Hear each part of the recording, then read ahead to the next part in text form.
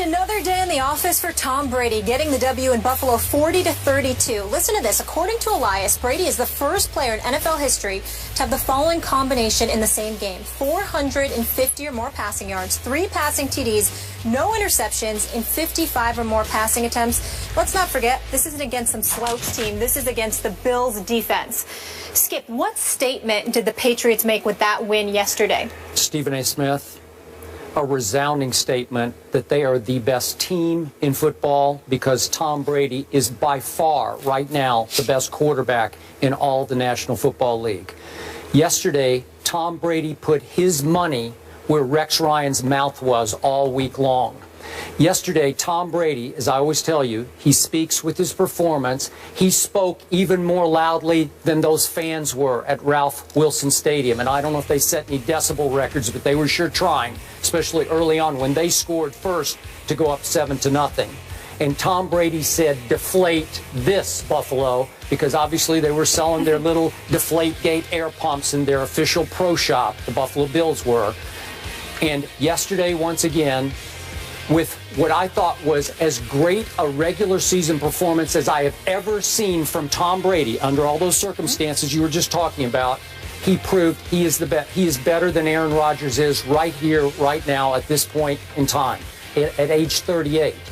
Tom Brady started 3 rookie offensive linemen ahead of him yesterday against the best front 4 in all of football. You know that, and I know that. That Bills defense is serious business because that coach, along with Dennis Thurman, his defensive coordinator, has bedeviled Tom Brady for much of his career. If anybody has ever had Tom Brady's number, it has been Rex Ryan. And down 7-0, feeling like his team was about to go straight over Niagara Falls, straight down the falls, Tom Brady said, "No, not today, not even here." And Tom Brady threw for 466 yards against Rex Ryan's defense. Tom Brady put up 40 points in Buffalo. That's preposterous. That's impossible.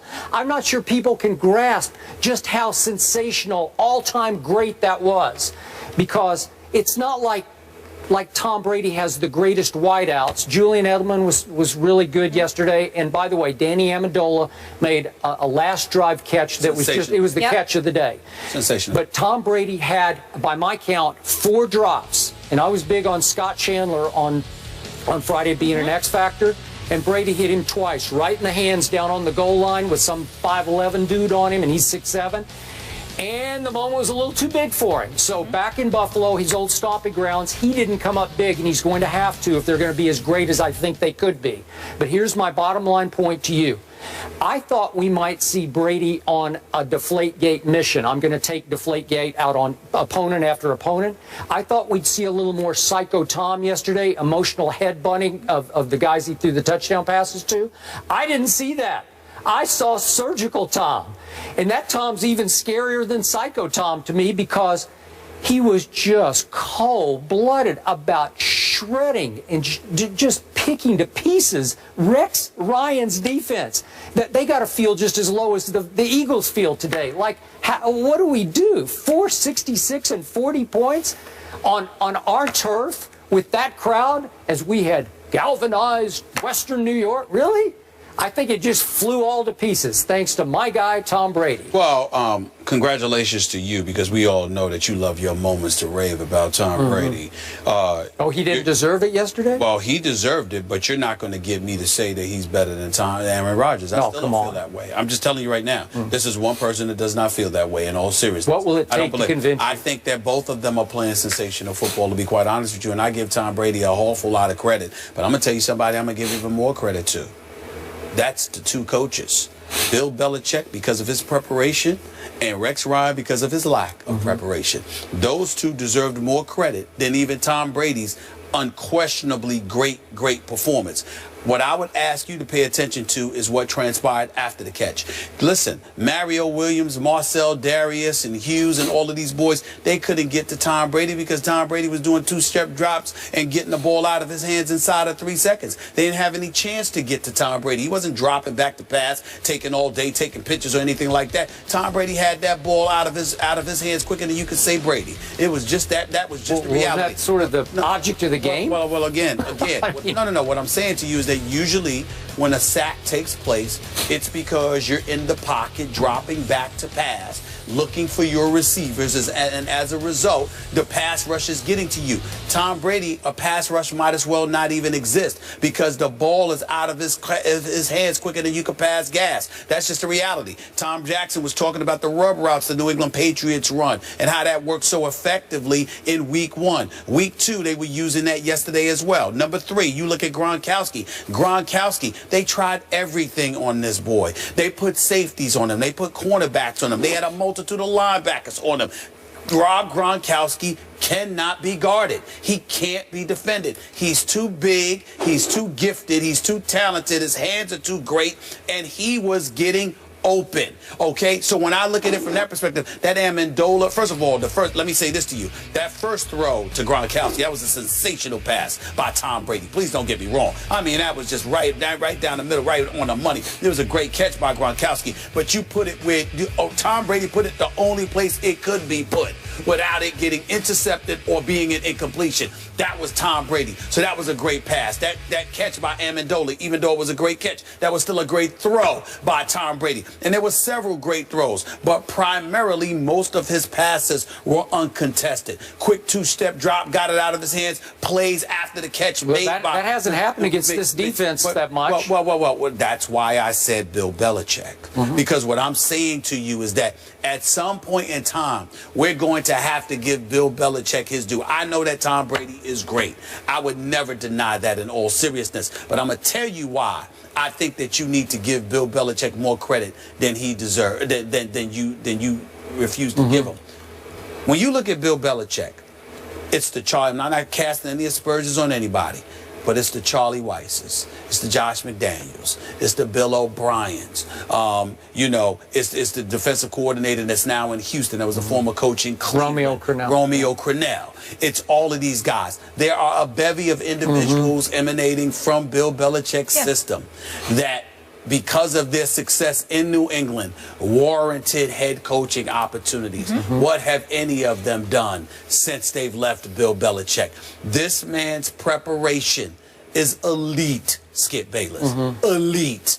Okay, Tom Brady is sensational. No question. We're just arguing 1 and 1A between him and Aaron Rodgers as far as I'm concerned. It's not like I'm saying that Tom Brady isn't great. I know how great he is. I'm simply saying to you that Bill Belichick deserves a lot of credit. And Rex Ryan, I think more so than ever before, even more than a 45-3 loss as a member of the New York Jets when he was the coach there. I don't think Rex Ryan was ever as humbled as he was yesterday. He talked. He had everybody out there fired up, and Tom Brady and Bill Belichick picked him apart like he stole something. I mean, it was unreal what they did to Rex Ryan. I didn't see that coming. I got to tell you, seriously, I'm insulted by the case you just made for Belichick over Brady and credit. I'm insulted, and I think Tom Brady would be insulted. I don't think he would. You did not mention the offensive coordinator, Josh McDaniels. He deserves some credit for what goes on, because the real offensive coordinator is Tom Brady at age 38. In fairness to me, the reason why I never mentioned Josh McDaniels is because I saw the job he did in Denver. And that guy running the offense with Brady as his quarterback ain't the same head coach that was running the Broncos. You understand? So I'm just of the mindset. I'm not saying the man can't coach. I'm not saying he doesn't deserve any credit. But I'm just saying they did win the Super Bowl last year with Josh. I don't think as highly of him as I do. Maybe he's a better coordinator than head coach. He's a product of Belichick. Okay, now let's talk about what the product of Belichick was yesterday. He mostly coaches the defensive side of the ball. The Buffalo Bills ran for 160 yards. Tyrod Taylor played really well, I thought. Now, he threw the picks, that were just a little wild high. And he was a little bit slow, too. But I got to tell you, 23 of 30 for 242 and made a push at the end of the game to make it very interesting. Wound up scoring 32 points on Bill Belichick's defense.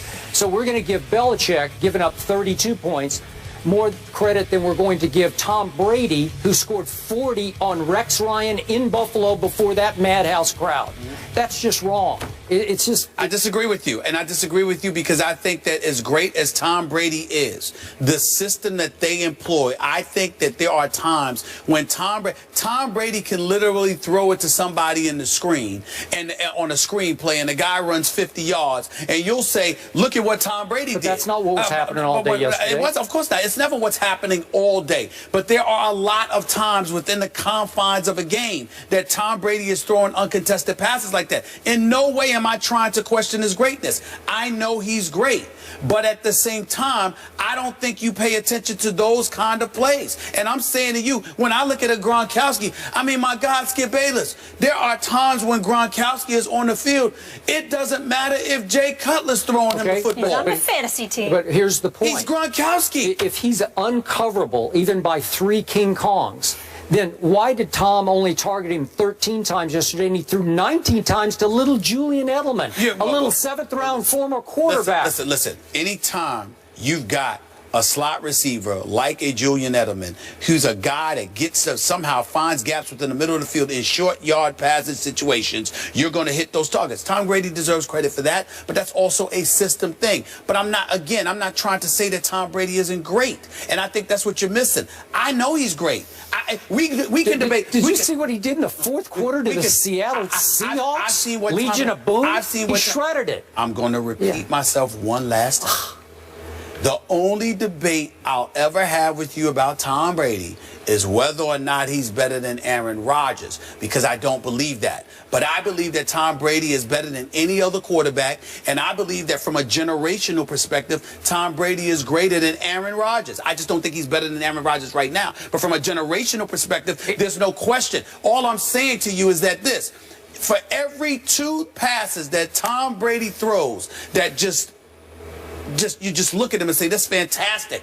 There's about 10 of them where they're like practically dipping dunks. And I'm saying to you that guys are making plays after the catch in a system that facilitates Tom Brady's greatness to some degree. That's all I'm saying. How many times against Rex have you seen Brady go, and get sacked? He was just on an all-time great roll. I actually have, to that point, a stat that I wanted to share with you guys. The Bills' defense, when they send 4 fewer rushers over the last 2 seasons, against Brady, 5 TDs, no interceptions. Against the rest of the NFL, 9 TDs, 19 interceptions.